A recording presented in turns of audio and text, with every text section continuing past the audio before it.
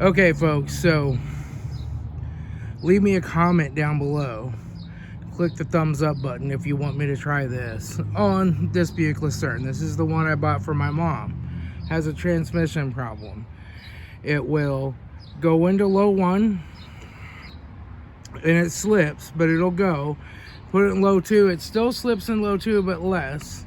Then once you get up like 40 miles an hour, you can shift it into 3rd gear and overdrive, and it drops right in and it just goes nice and smooth down the road.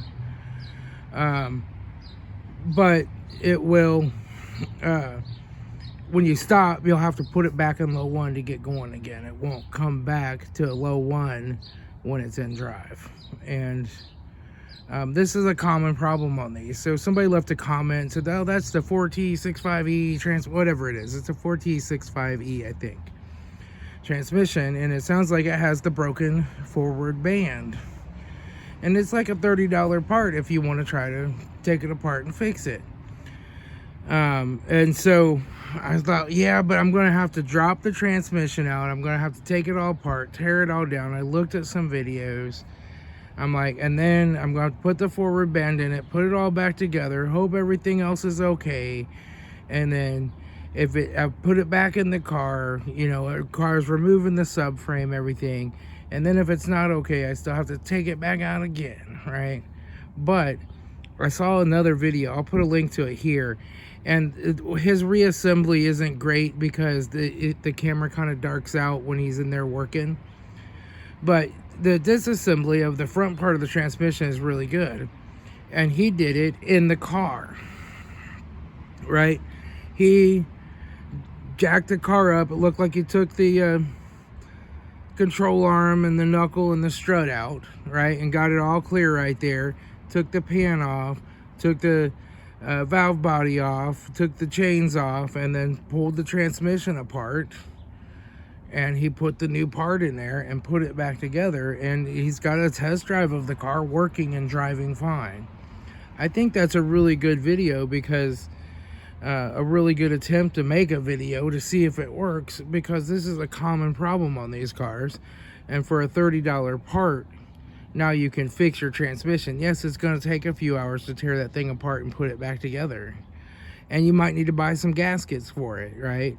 So you might have another $100 in just a complete gasket set. So for $140, you can fix this problem on this particular transmission. And they put these 4T65Es in Malibus and Pontiacs. They put them in all kinds of cars.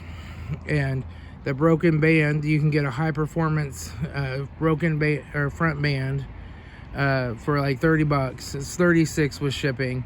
And then the gasket set's like $100 with shipping on Rock Auto.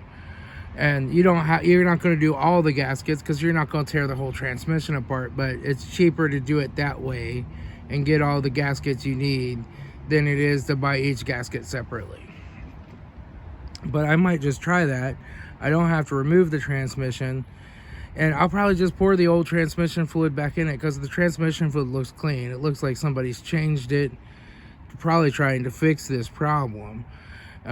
And I'll probably just put the old transmission fluid back in it, see if it runs and drives, and it works okay. Then we might look at doing a drop and fill, right? Just to freshen it up a little more.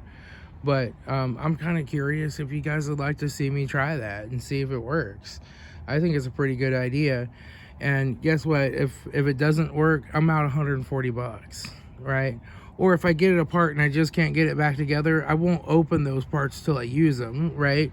So I'll just send the parts back, right? Just an interesting thought. I think I might do that. But just leave me a comment below if you think that make a good video and you'd like to see it, and we'll try it. We'll see what we can do. All right, this is Tom, your Frugal Prepper.